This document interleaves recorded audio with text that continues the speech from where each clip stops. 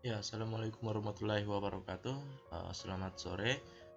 Sebelumnya perkenalkan saya Jelasan Panjaitan dari Universitas Negeri Gorontalo, pendidikan kimia kelas A.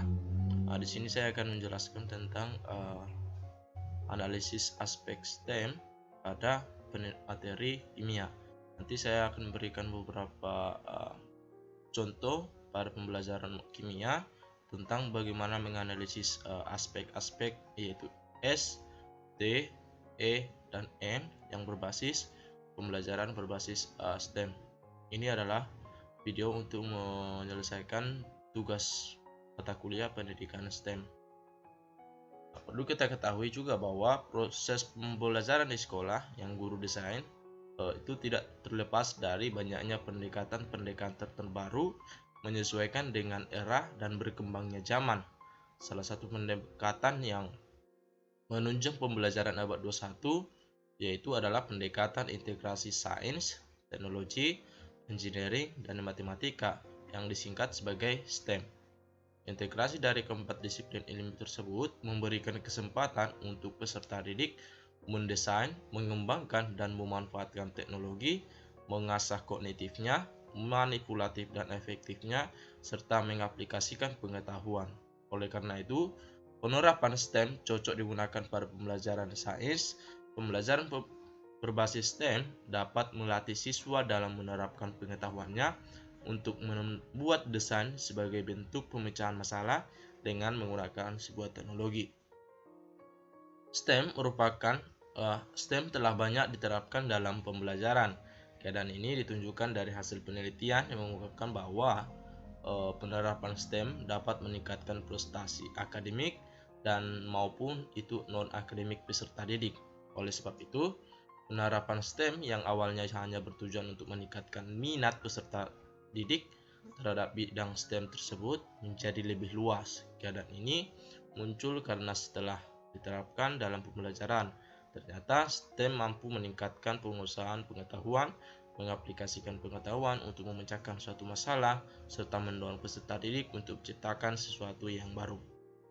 Itulah kita perlu menganalisis aspek STEM pada materi kimia pada pembahasan video kali ini. Dalam membahas materi ataupun pembahasan ini ada beberapa kompetensi dasar maupun kompetensi inti yang akan kita bahas, yaitu untuk kompetensi dasarnya yaitu menganalisis kompetensi dasar dan topik sesuai dengan STEM pada materi kimia sesuai dengan kehidupan sehari-hari. Artinya apa yang kita amati dan apa yang kita analisis nanti materi-materi tentang kimia itu berhubungan dengan kehidupan sehari-hari oleh siswa. Untuk indikator dalam pembahasan kali ini, yang pertama untuk mengidentifikasi kompetensi dasarnya yang dapat dirancang pembelajarannya dengan pendekatan STEM. Yang kedua itu mengidentifikasi topik dari suatu kompetensi dasar yang dapat dirancang pembelajarannya dengan pendekatan STEM. Sedangkan untuk yang ketiga, merumuskan indikator pencapaian kompetensi sesuai dengan pendekatan STEM. Yang terakhir adalah membuat analisis STEM pada topik yang terpilih. Ini yang menjadi indikator kita dalam mempelajari video kali ini. Dalam menganalisis STEM dalam beberapa materi, tentu ada beberapa langkah-langkah. Yang pertama yaitu mengidentifikasi berbagai kompetensi dasarnya, yaitu pengetahuan dan keterampilannya yang sesuai dengan pembelajaran berbasis STEM. Untuk yang langkah kedua yaitu mengidentifikasi topik yang sesuai dengan kompetensi dasar. Yang ketiga merumuskan indikator pencapaian kompetensinya ataupun IPK-nya.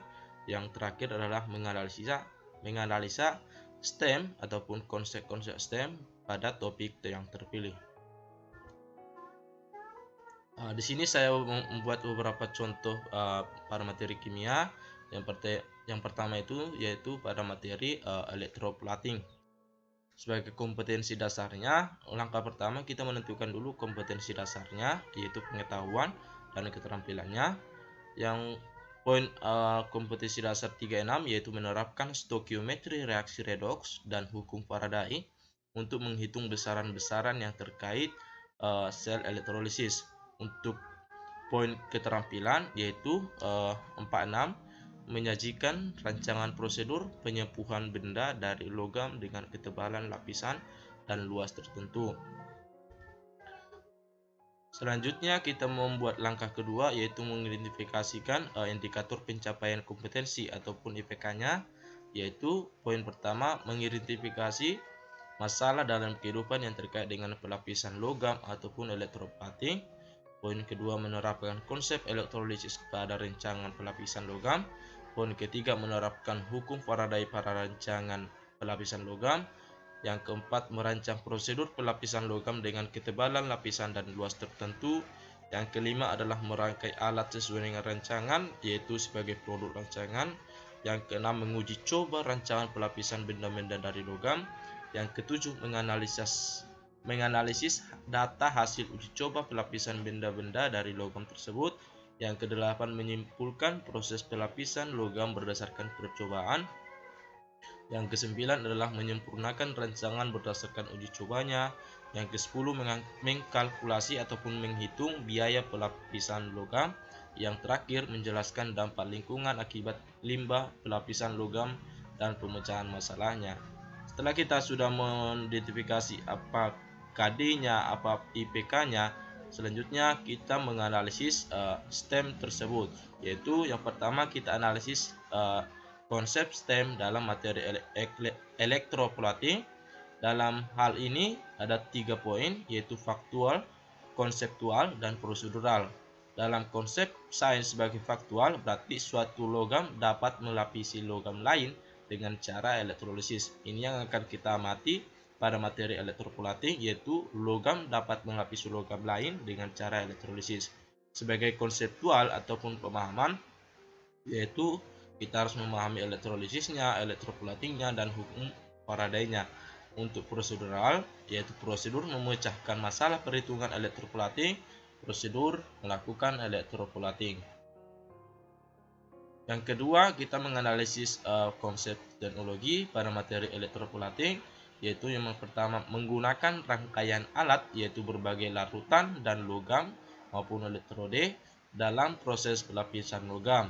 Yang kedua, menggunakan sumber arus, baik itu power supply ataupun baterai dalam proses pelapisan logam. Yang ketiga adalah menggunakan komputer untuk menganalisis data.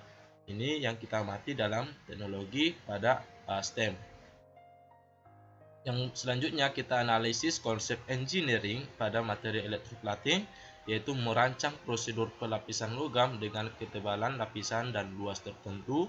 Yang poin kedua, merancang set alat pelapisan logam-logam dengan berbagai model. Yang terakhir adalah konsep matematika dalam STEM untuk materi elektroplating adalah pertama, menghitung massa logam yang diperlukan pada pelapisan logam dengan ketebalan lapisan dan luas tertentu. Yang kedua adalah menghitung arus listrik yang digunakan untuk melapisi logam dengan ketebalan lapisan dan luas tertentu. Yang terakhir adalah mengkalkulasikan ataupun menghitung biaya pelapisan logam.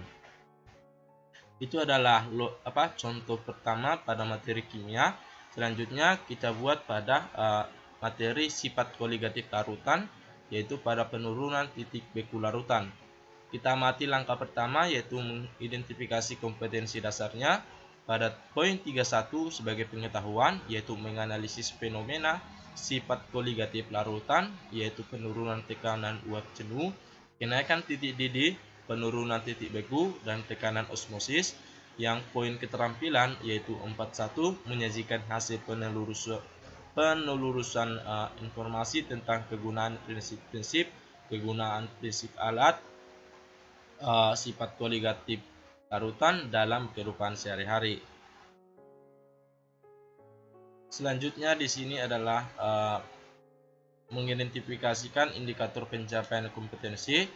Mungkin kita bisa membaca secara manual apa yang sudah terletak di layar dan membacanya secara manual saja. Selanjutnya yaitu menganalisis konsep STEM pada materi ini. Untuk konsep sains yaitu sebagai faktual, yaitu cairan pendingin es putar dapat dibuatkan dari potongan es batu dengan garam krosok. Artinya kita mengidentifikasi pada materi sifat koligatif larutan itu, yaitu pada pembuatan es putar. Sebagai konseptualnya, kita harus memahami sifat koligatif delta TF-nya ataupun titik beku larutan. Yang ketiga adalah prosedur bagian langkah-langkah pembuatan es putar. Untuk konsep teknologi, yaitu menggunakan rangkaian alat pembuatan es putar. Yang kedua, menggunakan komputer untuk menganalisis datanya. Untuk bagian konsep engineering, yaitu merancang prosedur pembuatan es putar. Yang kedua adalah merancang set alat pembuatan es putar. Untuk konsep matematikanya, yang pertama itu menghitung delta TF ataupun titik beku larutan pada pembuatan es putar. Yang kedua adalah mengkalkulasi ataupun menjumlahkan biaya pembuatan dari es putar. Itu adalah contoh kedua. Sekarang kita mau membahas tentang contoh ketiga pada materi kimia tentang sistem koloid, yaitu pembuatan bahan makanan dengan prinsip koloid. Untuk kompetensi dasar, yaitu kita bisa lihat secara langsung di sini terletak 2 poin pada pengetahuan dan keterampilan. Dan untuk indikator pencapaian kompetensi, kita bisa lihat langsung di layar. Ada beberapa poin yang mungkin bisa secara manual kita bacakan. Yang terakhir adalah menganalisis STEM ataupun Science, Teknologi, Engineering, Matematika pada materi ini.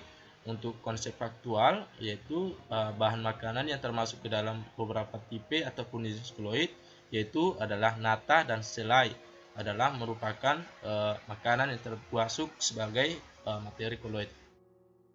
Untuk konseptualnya, kita harus memahami pengertian sistem koloid, jenis dan sifat koloid dan pembuatan koloid tersebut. Yang ketiga adalah prosedural pembuatan bahan makanan yang berupa koloid ataupun menerapkan prinsip koloid pada pembuatan nata dan selai. Untuk menganalisis bagian teknologinya, yaitu menggunakan media edumen mobile phone Android untuk memahami konsep dasar koloid dan internet untuk mencari informasi koloid dan pembuatan bahan makanan yang berupa koloid untuk melibatkan prinsip koloid. Yang kedua adalah teknologi pembuatan bahan makanan yang melibatkan prinsip koloid, yaitu nata dan selai dari limbah kulit pisang. Untuk bagian engineeringnya, kita bisa lihat di sini. Dan untuk matematikanya kita juga bisa lihat di sini. Mungkin sekian dari presentasi saya terkait dengan analisis konsep-konsep STEM pada materi kimia. Ada 3 contoh yang saya sebutkan tadi. Jika ada kata-kata yang kurang berkenan, mohon maafkan. Terima kasih.